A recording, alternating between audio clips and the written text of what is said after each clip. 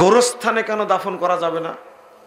দাফন কবর খোঁড়াই যাবে না, দাফন তো পরে, আগে কবর খুঁড়বেন তারপরে কি দাফন, তাই না? কবর খোঁড়াই যাবে না, কারণ গোরস্থান হলো মুমিনের জন্য, মুসলিমের জন্য।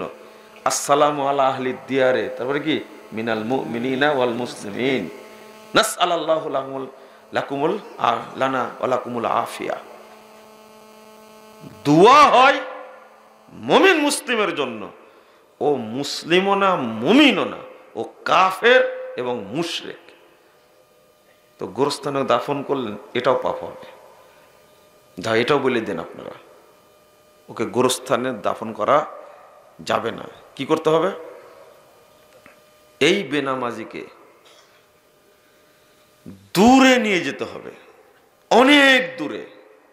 যেমন কুকুরকে দাফন করার জন্য, পুঁতার জন্য আগে পায়ে দড়ি লাগান, এই দড়ি ধরে টানতে টানতে নিয়ে যায় এমন এক জায়গায় পুঁতে দেন যেটা কেউ আবাদ করে না, যে জায়গাটাতে কোদাল দিয়ে গর্ত খুঁড়ে পুঁতে দিয়ে চলে আসেন, যেন কেউ চিনতে না পারে এখানে কি পুঁতা আছে, কুকুর পুঁতা আছে। বেনামাজির কবরের চিহ্ন রাখলে আর কেউ যদি ওখানে যা জিয়ারতের দোয়া পড়ে, এই পাপ হবে আপনার। বুঝেন না মনে কথা, তাই না? ওকে ওকে পুঁততে হবে। পুঁতা বুঝেন তো? এটা তো বুঝার কথা, বুঝবেন না মানে? ওকে পুঁততে হবে। যদি চিহ্ন থাকে কবরের, আর যদি কেউ গিয়ে বলে আসসালামু আলা আহলি দিয়ার, আপনার খবর আছে, এর নাম বেনামাজি। বেনামাজি এত খারাপের খারাপ, যদি বুঝতে পারেন এটা বেনামাজি জবাই করেছে, খাওয়া যাবে না, খাওয়া যাবে না। আর আপনি এত হালকা মনে করলেন, আপনি ছি ছি ছি ছি ছি, বেনামাজি না, একজন মুশরিক তার বাড়িতে খাওয়া যাবে, বেনামাজির বাড়িতে খাওয়া যাবে না। একজন কাফের তার বাড়িতে খাওয়া যাবে, কিন্তু বেনামাজির বাড়িতে খাওয়া যাবে না। কারণ কাফেরের উপরে সালাত ফরজ না, কিন্তু এই মুসলিমের উপরে কি ছিল? ও পড়েনি। আর যে জীবনে নামাজ পড়েনি তার নামাজ পড়তে হবে কেন? বুঝেননি কথা? শোনেন, আপনারা কথাটা এইভাবে বুঝেন। আবার বেনামাজির কথা বাদ দেন, আপনার কথা নিয়ে চিন্তা করেন। এই জন্য আমি বেনামাজি নিয়ে কথা বলি না, এই 2-1 মিনিট বলি শেষ।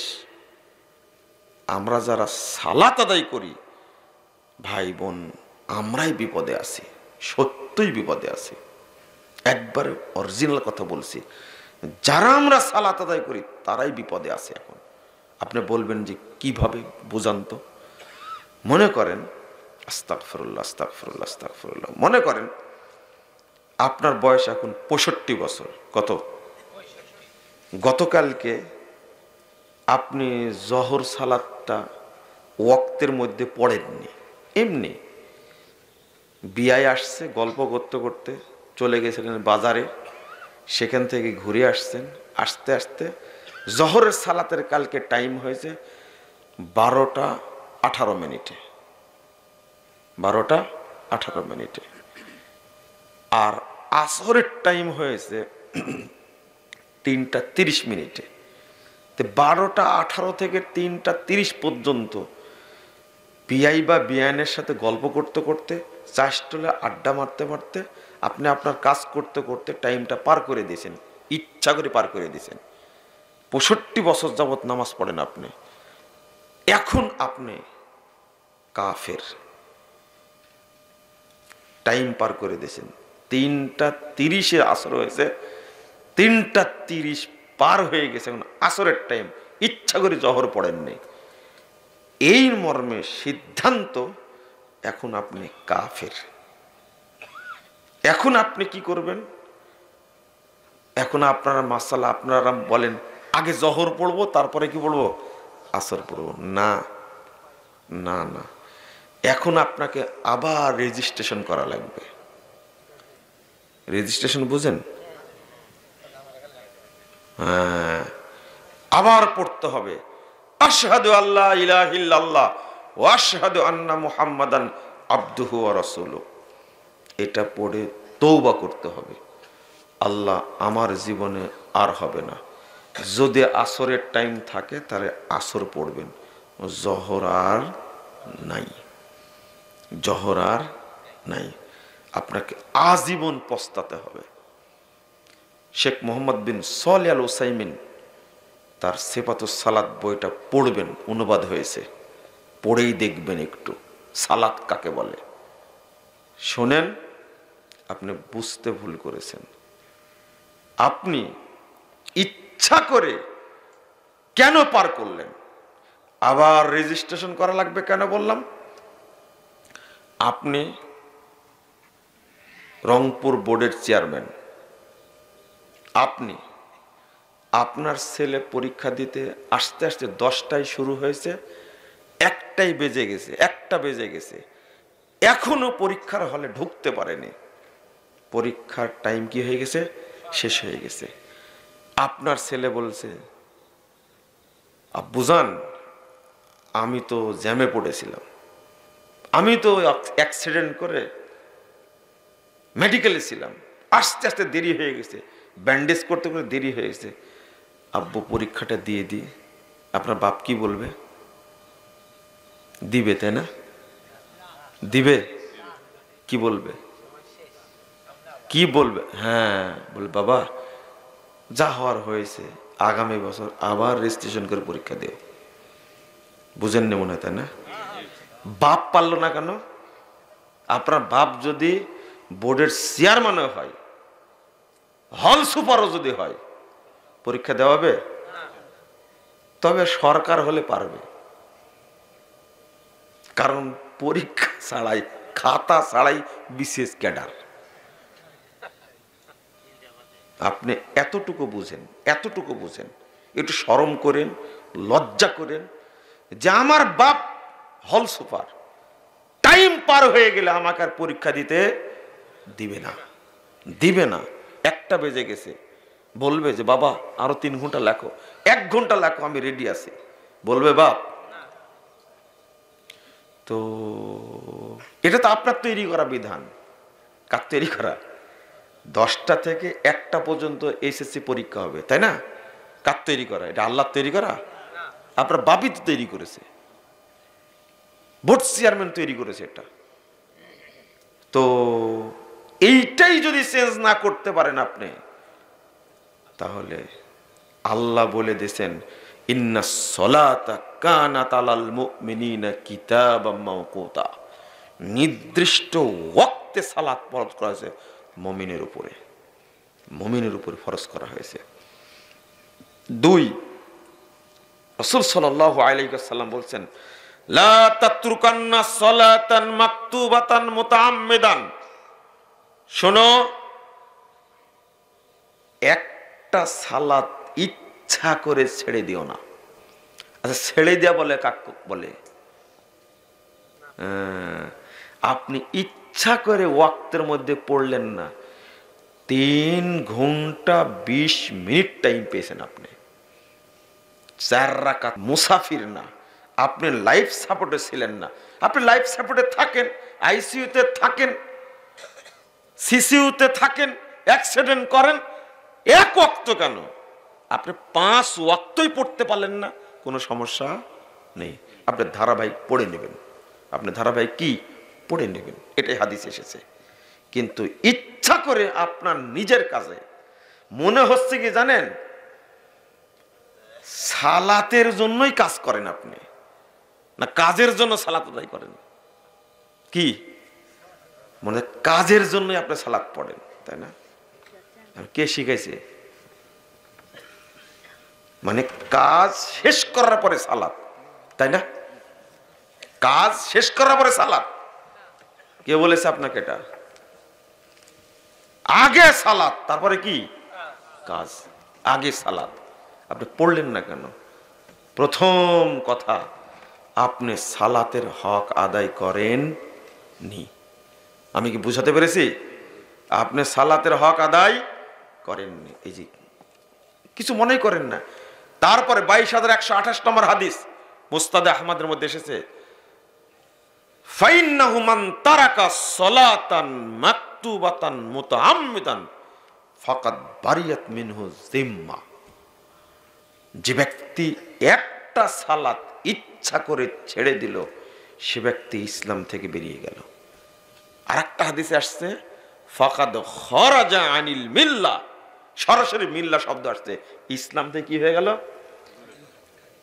এই যোগ্য সভাপতিকে বসায় রাখছেন আজকে,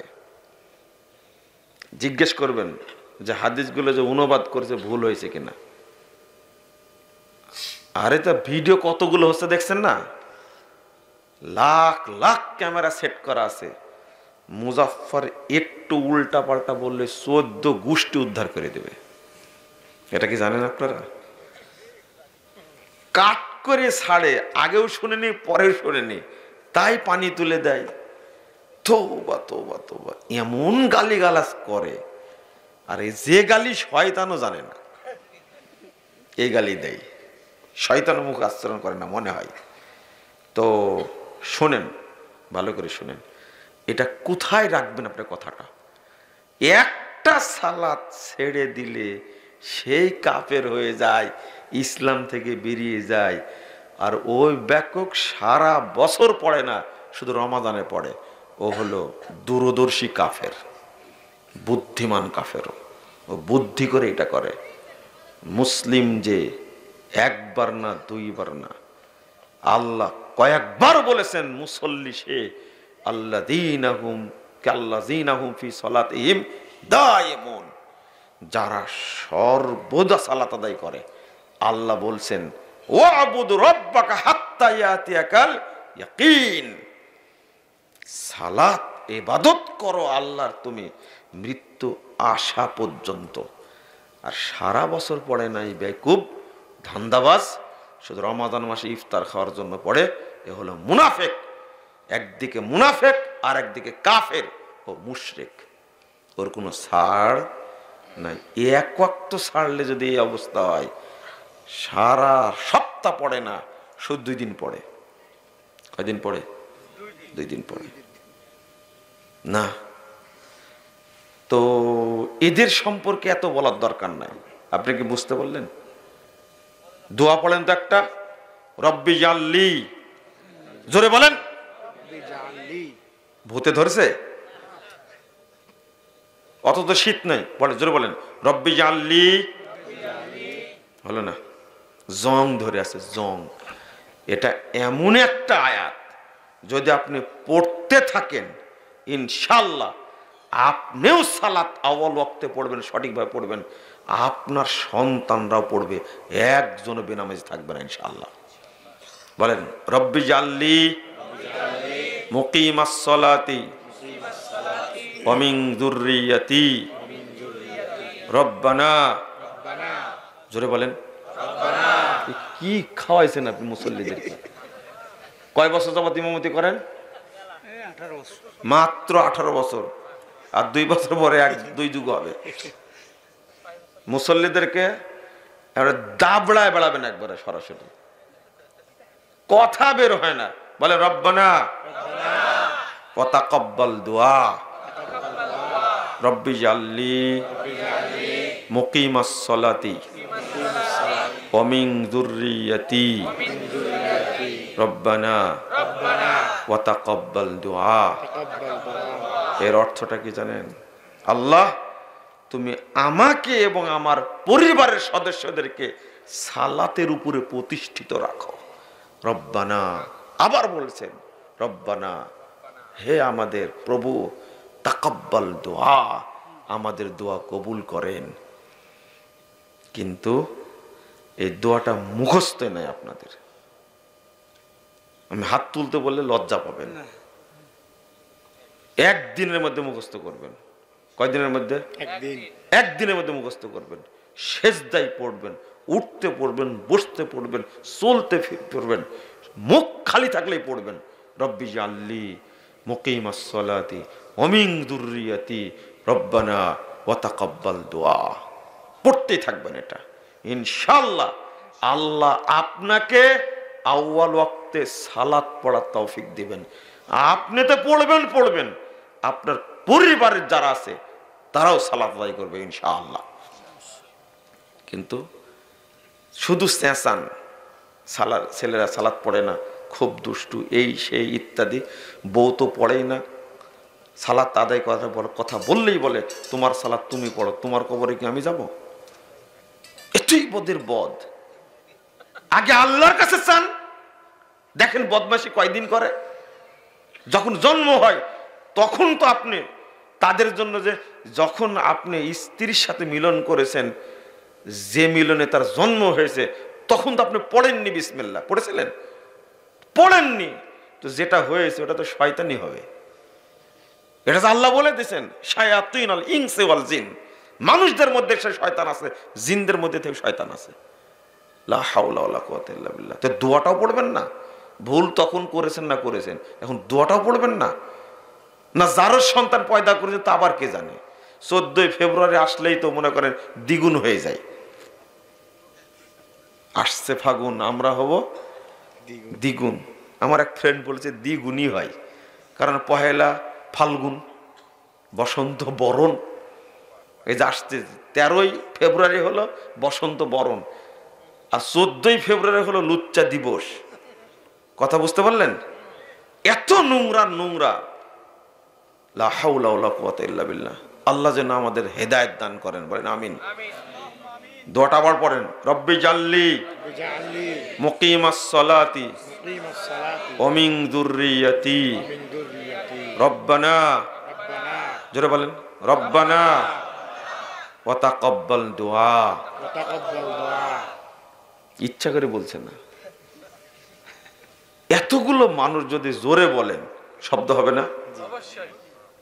ধাপা ধরে আছে, মানে সবাই বেনামাজি অধিকাংশ মনে হয় নাকি? নাই, আলহামদুলিল্লাহ, আলহামদুলিল্লাহ। যাক, আপনাদের ইমাম সাহেব সাক্ষী দিয়েছে, কিয়ামতের মাঠে কাজে লাগতে পারে।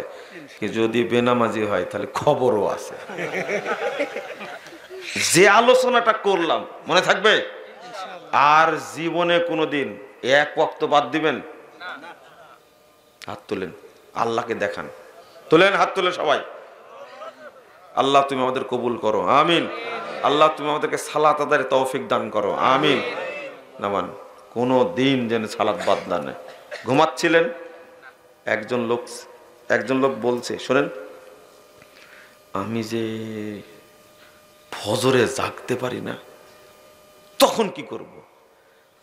ও মনে করছে প্রশ্ন করছে, উত্তর দিয়ে দিবে। আমি বলছি, কেন জাগতে পারেন না সেটা বলেন। বুঝেন না কথা? দুইটা হাদিস আসছে, ইন্না লিল্লাহি ওয়া ইন্না ইলাইহি রাজিউন। আল্লাহ তুমি রহম করো। যে ব্যক্তি ফজর পড়ে না জামাতে, আল্লাহ তাকে উল্টা করে জাহান্নামে নিক্ষেপ করবে। সহিহ মুসলিমের হাদিস। আরেকটা হাদিস আসছে সহিহ বুখারীতে, আল্লাহ রাসূল সাল্লাল্লাহু আলাইহি সাল্লাম বলছেন, আমি দেখলাম একজন লোককে পাথর দিয়ে মেরে মাথা চৌচির করে দিচ্ছে। পাথরটা লোকটা নিয়ে আসতে আবার মাথা ভালো হয়ে যাচ্ছে, আবার মারছে, মারা মাত্রই মাথা একবার চৌচির হয়ে যাচ্ছে। আমি জিজ্ঞেস করলাম, এরা কারা? তখন বলছেন যে এটাই তো সেই কারি, কোরআন পড়তো, ওয়াইয়ার ফুজহু, কোরআনের হক আদায় করতো না, কোরআন অনুযায়ী জীবনযাপন করতো না। আর একটা কাজ করতো, ওয়ায়ানামু আনিস সলাতিল মাকতুবা, ফরজ সালাত না পড়ে সে ঘুমিয়ে থাকে। বিশেষ করে কখন ঘুমায়? বর্তমান যুগে বাংলাদেশে শুধু ঘুমের টাইম একটাই, কখন? ফজর। এর স্বভাব আর কুত্তার স্বভাবের মধ্যে কোনো পার্থক্য নাই। দেখবেন এই ডিওজি মিস্টার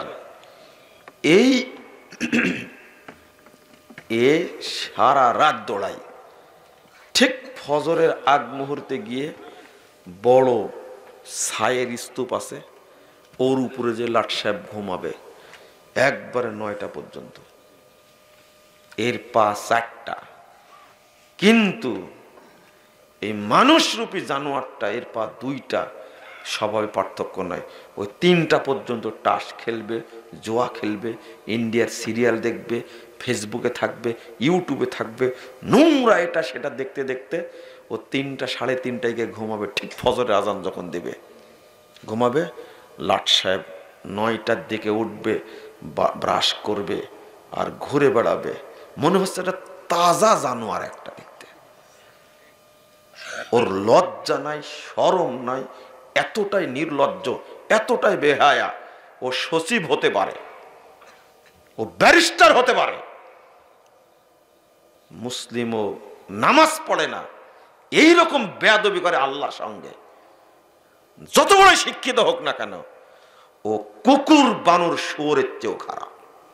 ও সব বুঝে কিন্তু শরীয়ত বুঝে না। ও ঠিক টাইমে অফিসে গেছে, বছর পরে সে পুরস্কার পাইছে।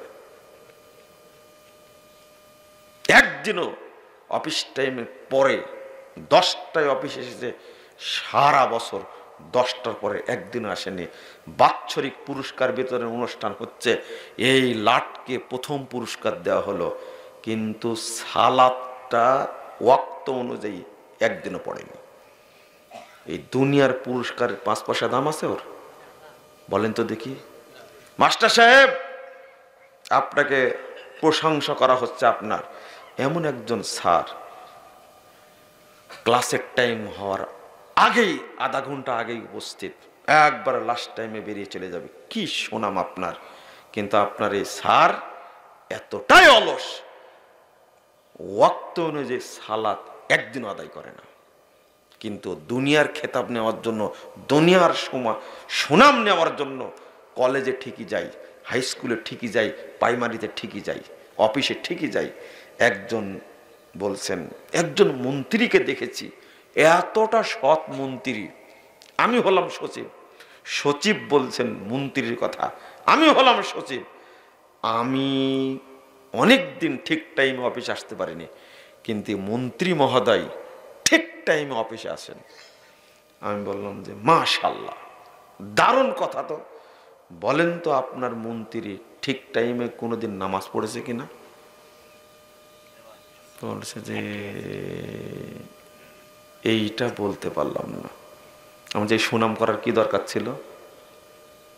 যে মন্ত্রীর নামাজ ঠিক মতো পড়ে না, ওই মন্ত্রীর অফিস ঠিক মতো করে, এই মন্ত্রীর সুনাম করলেন কেন আপনি?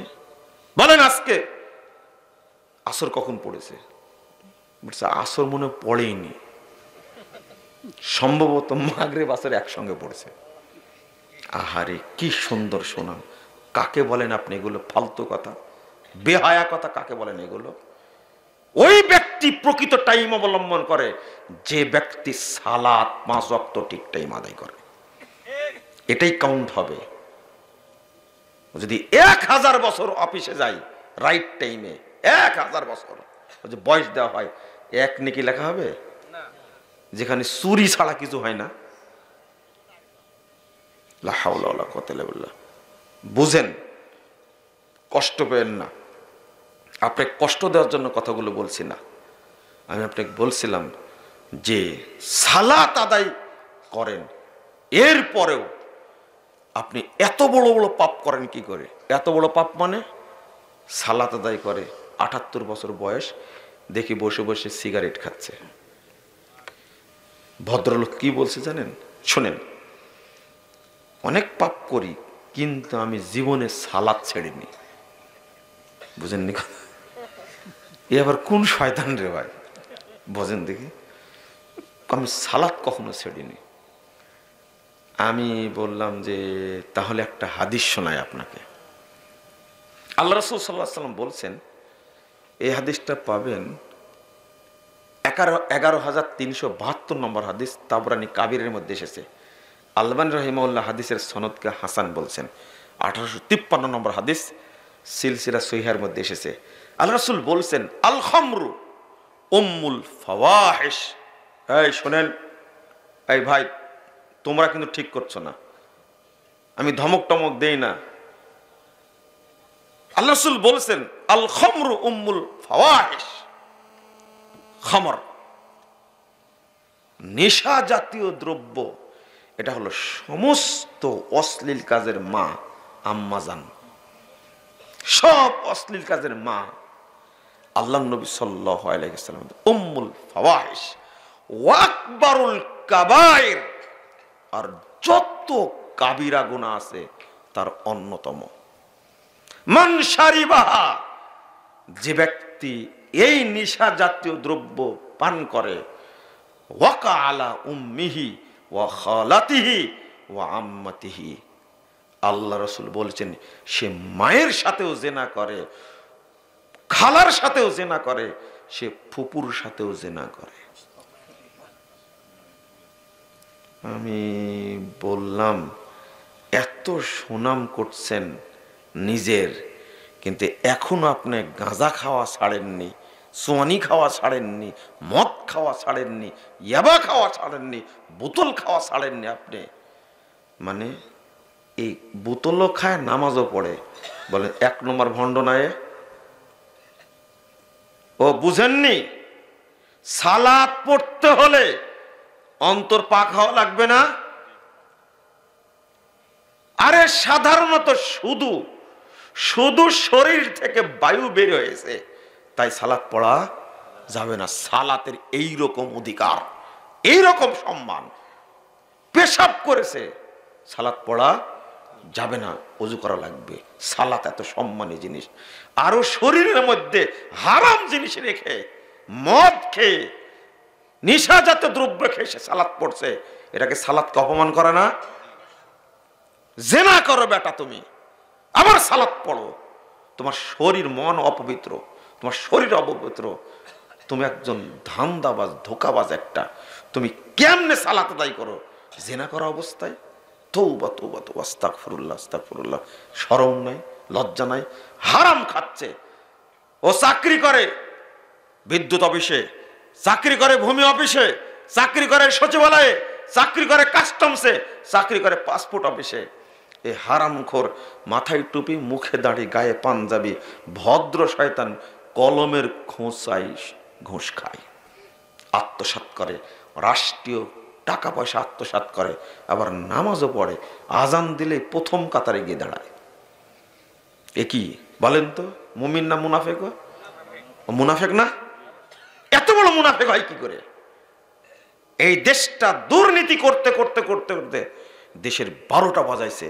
এমনকি এই দেশটাকে ইন্ডিয়ার হাতে লিখে দেওয়ার জন্য সব পাকাপোক্ত করে ফেলেছে।